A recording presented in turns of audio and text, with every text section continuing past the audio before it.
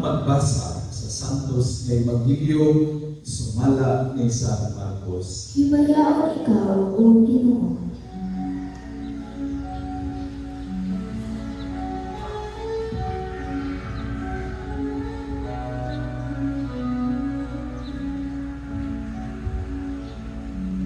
Ang mga Parisiyo o pipila sa mga matutudlo sa balaod nga gikan sa Jerusalem di alirong kang Hesus. Ug namatigdan nila na may mga tinunan ni Hesus nga nangaon nga hugaw o mga kamot nga sa ato pa wala sila makapaghunaw sumala sa paagi nga gitudlo sa mga Parisiyo na buhaton sa mga tao. Busa na mutanang ang Hesus ang mga Parisiyo ug ang mga matutudlo sa balaod. Ngano man ang imong mga tinunan wala man magtuman sa mga sugo pagkabahin sa aton katigulangan kundi nangaon nga hugaw o kamot. Si Hesus nitubag kanila, wala kayo masayod si Isaiah sa iyang ipadag na mahitungod kaninyo. Mga tigpakaaron ingnon kamo. Sumala sa giingon sa Dios nagisulat ni Isaias. Kining mga tawhana nagpasilumog kanako sa pulong lamang nagikan sa sulod sa tao ug maoy makahugaw kanila.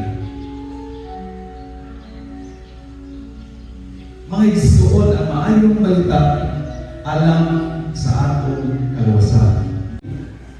Sa una pa lang na lain, nag-ingon si San Marcos, ang mga Parisiyo o ang mga matutulog sa balaod ni alirong kang Hesus. Kinsa pa pining mga Parisiyo sa panahon ni Hesus? Muna sila ang mga itawag sa atong panahon karon o mga marites. Sa mga marites karon, marites inyong ngalan, Diyos na lang na. Lahit na may ng meaning.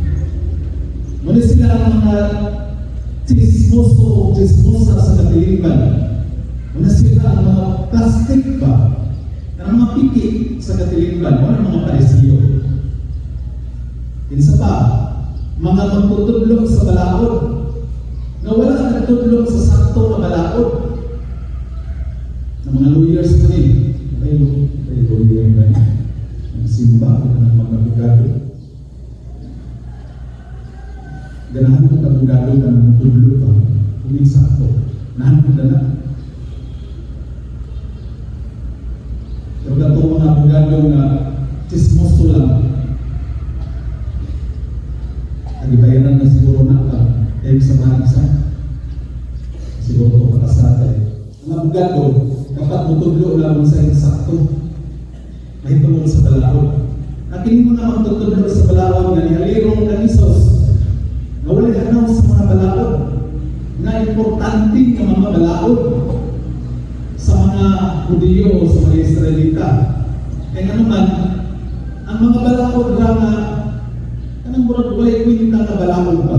Murag ilang di pang question. Sa ilang question, Hesus, imagine ninyo as Hesus, yalirungan na, palibutan sa dagdag tayo Parisiyo matutulog sa balaod. Pero kung sa ilang di pangutana ng Hesus, nagingon sila, ngano ba na ang imong mga tinunan na nakon man nahugaw ng mga tao? Nagitudlo ka na sa mga katigulangan na kung pagkaon, limpyo ang kamot, mamugas. So kung saan sitwasyon na ito panahon ang mga tinunan ni Hesus gutom sa pagtrabaho. Gutom na kayo. Iyon na si Hesus na matantay panahon sa pagpangaon gani. Magmamulay sa mga gutom sa pagtrabaho para sa katauhan. Kung ikaw po may gutom, kung yan itong panahon ng may distrito na ba ito, para may tubig, kung ikaw po may gutom, yan na ng pagkaon, mangita ka ng tubig. Tako na ka. Magkinamot na, sa alas na. May naman biyaan, at sa akin ko sa una. nangakon, nahugaw o mga kamot. Ano man, gutom. Ipagkamita ka ng tubig ka, gutom na kayo din ako mga tinunan. Pakaon na. Diba sa atong panahon, nagsunod na punta na kanaman kalon nga mahugas pa. Mahugas ni sa kamot. Ako na yung mga panahon na sa ako na hugas ka. Ikaw na, kapon na ta. Gana sa atong, nasa palibot na ito na, nasa atong kadunggan na ito na, panghunaw sa kay germs ng kamot. Ignore na ka. Germs na anas nito. Diba? Kanang nadunggan na ito na sa atong palibot. Muna yung kabong ni Jesus nga, so mga nga, na may dagang importante kayo nga mga angay question.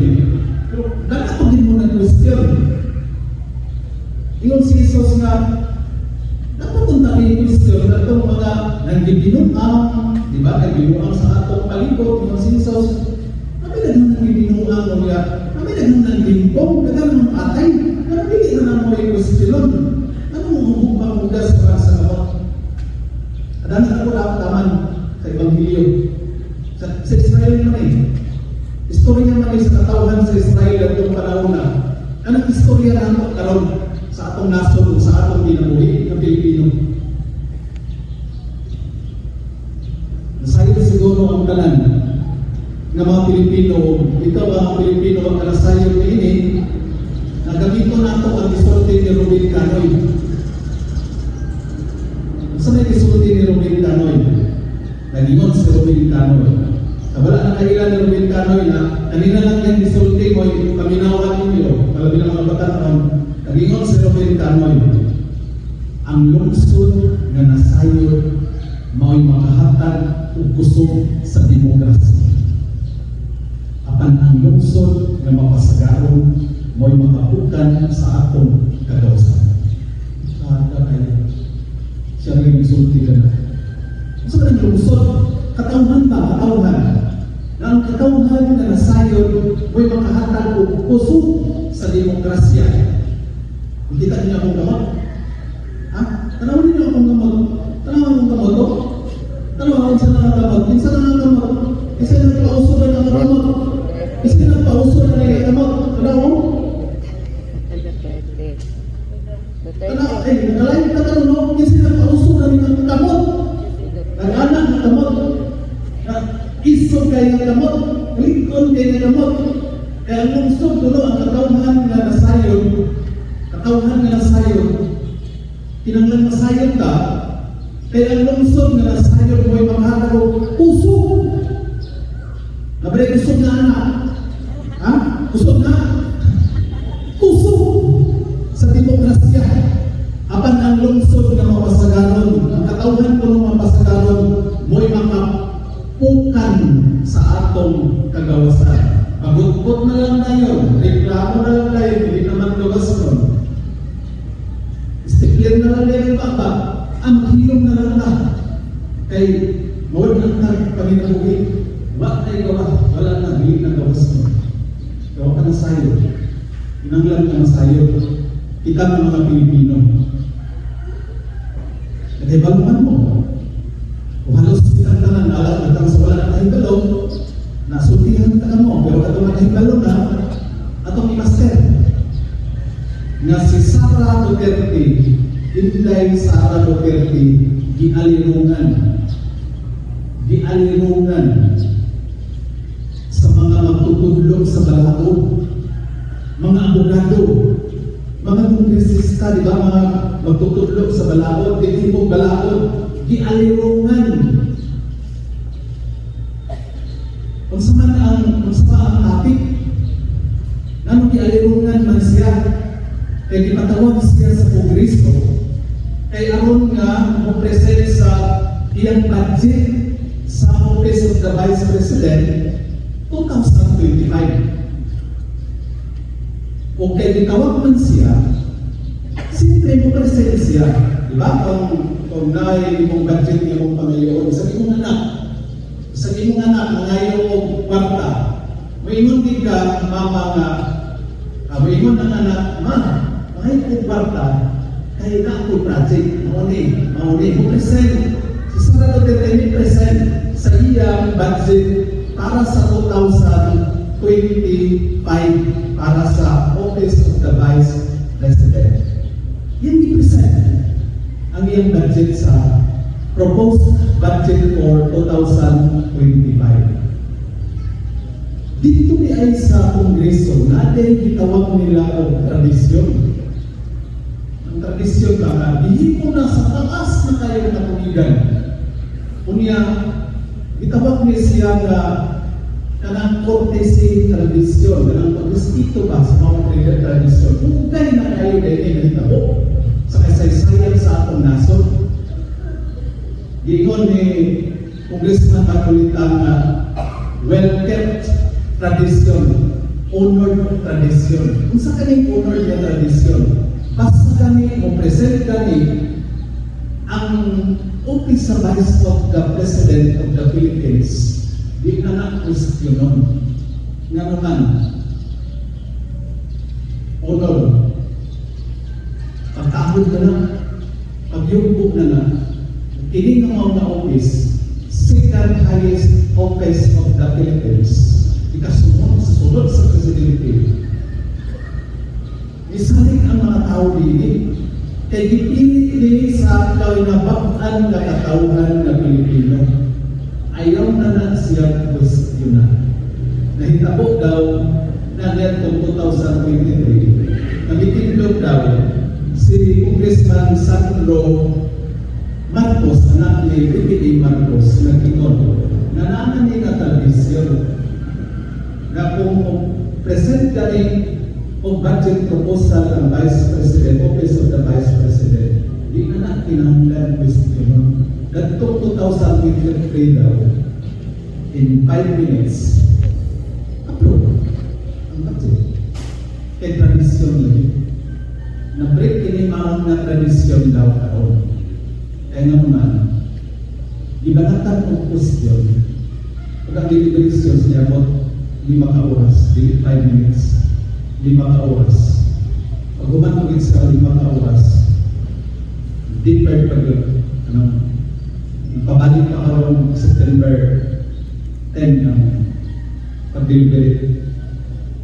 I-break ang mga tradisyon. Kaya i-question. Okay naman na. Kanang question nun ba? Kanang question okay na.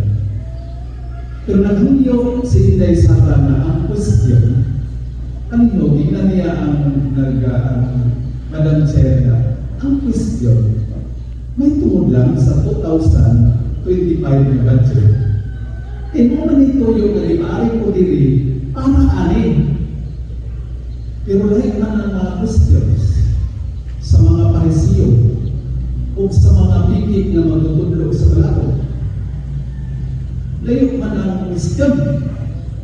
Nanibalik man ilapakinumbalikan sa 2019, sumala sa Gilito, Estila Kimbo na nag-reside sa maong na deliberation.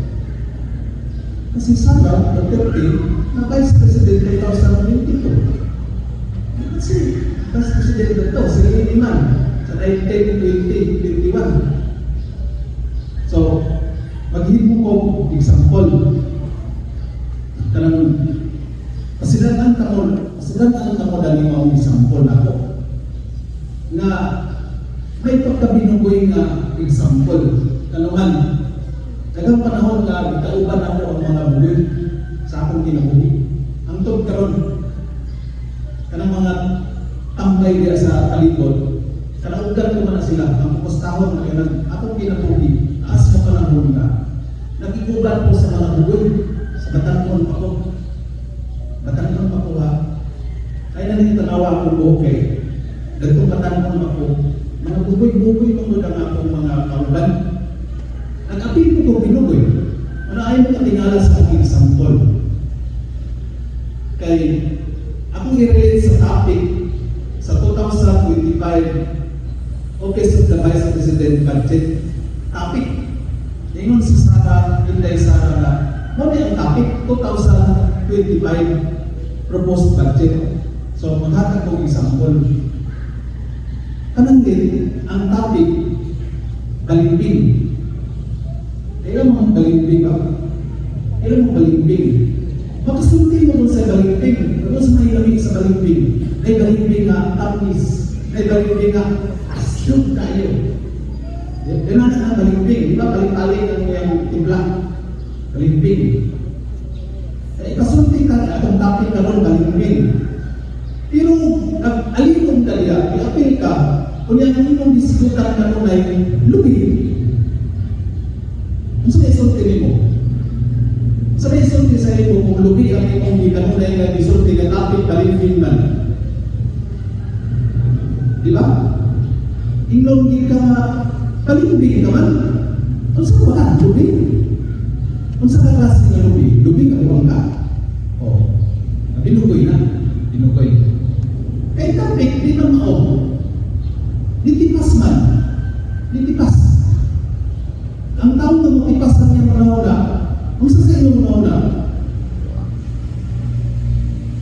ang taong na ang iyang utok nitipas, ang sa inyo manawala, nakamit ba? Ikaduha, panangitan ang topic ngayon ko. Topic na to karon na mangga. Mangga. O di daghang kay klase sa mangga, ay Carabao, ay Bisaya, ay Indian Bingo, o uban pa ng mga mangga. Pero, kung ang iyong isang ba, maingon ka na, at sana dito mga gamit sa balay, at mga gamit dito sa kusina, at mga gamit dito sa sakyanan, kung muna yung ito ba, masakit tawag di mo, masuko na, nagaliro ni mo, maingon na sila na, mangga nga itong topic. Hindi ang gamit ang imong ibang ito ba? Inom ka, kung sa mangga, magagamit. Hindi sa mahal mo ba? Nakarelate siguro. Ikatulo, sample. Panungitan, ang topic, isda at tambasakan. Ang problema ni Kalong kung kita isda at tambasakan. Nakatulog naman mo na nasa kanta, Lilibon, na nakasol sa kadagatan, nakakuha sa isda na tambasakan. Grabe ka ron, sa ako man ka ron. Di magsulti ka sa ba ng klase na isda sa tambasakan? Pero kami mong istorya ka ron na isda na tamban, lamig ilaw. Kanang barato o isda na tamban. Ang nagpalikot ni mo, maingon din na sila ni mo ka. Tambasakan na natong topic, nanong tamban man ka, pwede ka tumagon. Tambalos-los man siguro ka? O, binugoy na mga example dahil lagi man mo kabugoy. Mauna na na example ko na. Kaya kung tipas ka sa topic, binugoy ka mo ni, ingnon ka na tulibang-bang kung ito. Diba? Kung mutipas ka kanunay sa istorya, ingnon ka sa binugoy, tulibang-bang ka uto. Ingnon ka sa binugoy, yabang ka uto. So kaya lain, yabang, tulibang-bang, yabang. Anong napil ko na? So, kung sa paisulti, ingnon ka sa Tagalog nga si Raul ka. Sorry kayo Raul. Kapay Raul na lang dali. Kung sa naisumpay na nakumplito, ingnon ka na si Raul ka. Si Raulo ka. Diba Tagalog na? Tulibag-bag pa, iyabag pa, si Raulo ka. Na yung mga kongresista na ingon na abanti ang apelido atras ang una. Ay makarelate din kami nagsubay-subay sa social media. Katong wala, kapitsismis na lang mo kuman sa Santos na misa. Kakimaritis na lang kuman sa Santos na misa. Sa ilang ibuhat ni Inday Sara, nilutaw na yung masasabi si Inday Sara sa iyang kabray. Grabe man dahil kabray ni nasayo na ako muna-muna. Daghang panahon na nag-ingon ko sa akong mga kaibigan. Bukan din si Inday Sara, pero layo na kayo ni sa iyang papa. Nagang panahon naging ko na. Pero sayo day ko. Kay lahit day na libel ang iyang pagkabray. Lahit na libel sa iyang pagkabray. Ginuuan. Daladala man sa Ginoo. Kaysa pagpangupan niya nag-inunan siya. Ang paglilingkod ng bayan, ang paglilingkod ay para sa sumbay. Naging sila na. Ginawa mo sa ilang pagpapagaya, ang paglilingkod ay para sa sa iyo para sa ingon siya. Naging sila na ang paglilingkod ay para sa Diyos. Ikaduha na ingon siya, ang paglilingkod ay para sa bayan. Ikatulo na ingon siya, ang paglilingkod ay para sa pamilya Pilipino. Maka-Diyos, makabayan, makatao. Moro ba dito muna ilang gisbutan sa simbahan na Katoliko na pumupili na kandidato. Moro ba dito isulti sa mga obispo. Wapo ni nga reminder sa mga kabispuhan sa Tibok Pilipinas kung mga kapalitan sa Tibok na Pilipinas, apil na akong hini. Nagsige kami kung samyaw panahon sa eleksyon. Pumupili ka o kandidato, kinahanglan maka-Diyos, makatao, makabayan. Ngunit sige na mong litok mga kapalitan o mga kabispuhan. Ni anak, na naglingkod na isip Vice President of the Philippines ang maka-Diyos, makabayan, makatao.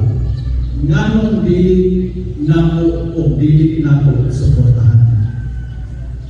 Ang pangutana nato nga mga Katoliko sa simbahan nato nga Katoliko nagsilbi ta sa taas na mga Katolikan ang mga kabispuhan, kami mga ang kabispuhan sa atong simbahan Katoliko, mga kapalitan sa simbahan Katoliko, apil ako niini, nagsige ingon, upili ka ni kandidato, maka-Diyos, makatao, makabayan, naana, naglingkod na, isip presidente sa atong nasyon. Ang pangutan na di pa nato suportahan, nga naan naman na nagaladata sa Diyos. Diba? Sorry ako na yung mga antay-sara na nila o na yung mga antay-sara na nila tulog lang mo ha. Katulog lang mo nila. Ay igawas ang pagkabalik ni Sara Duterte tungkol sa mga bastos na mga kongresista. Ay mga kongresista na mga buutan o mga private o mga pero katong mga bastos na mga kongresista panahon sa proposed budget deliberation sa niaging ng mga adlaw, mga bastos na mga kongresista na wala Diyos, mga bastos pa wala na Diyos. Mo'y imahuga sa atong Vice Presidente. Ikaw po no Vice Presidente sa atong nasyon, kung yan ka na pusit. Ikaw po may Vice Presidente nun ka na burakang pusit. Saan ang pusit sa Bisaya? Red Pistol, saan ang pusit sa Bisaya? Locos. Na tagabay-bay mo ka? Locos. Ikaw Vice Presidente nun ka na locos na. Isang kalamisan pa. Di ka pa na mabastos. Inon ka na locos, nagbuga mo data. Sobra kabastos ni si Franz Castro. Anong ibalusan pa bitaw? Hinaptan man nila ang disiplin. Ibalusan pa bitaw? Na nag-ingon pa bitaw siya na Madam Chair nang man na convicted sa child abuse, nag-ingon pa man nila na dapat palas presuhan. Bitaw to ba? Kung convicted ka, tabi ang gato na niya. Mag-explain na, kung convicted ka, yan tulad ka na, pagkasarinas. Pero kung akusado pa ka, parihan din ibuloy, Usahan mo ito man, iba ito convicted. Isa ko mo laban ni Timoy, at ko lang ibo sa sakto. Sa sakto lang ibo. Di pa dalhan ako. More or less 3,000 ang mga pulis o mga sundalo. E dakpon, e prisuhan, pero ang convicted na si Franz Castro, naglingkod at ulangan ni San Cristobal pa.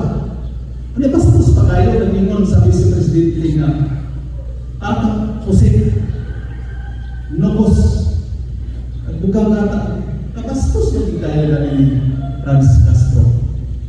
Siguro mga Castro siguro ba na namin bumutang Castro ako na ilan na tigatan ng bukas.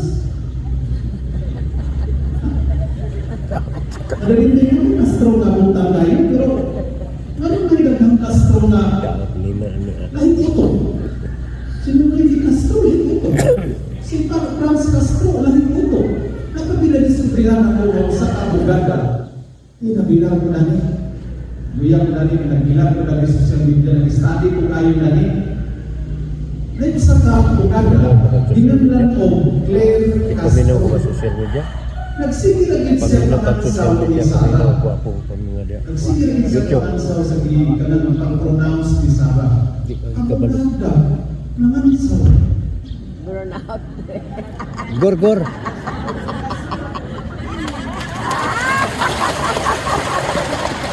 Padre, gor. Gor.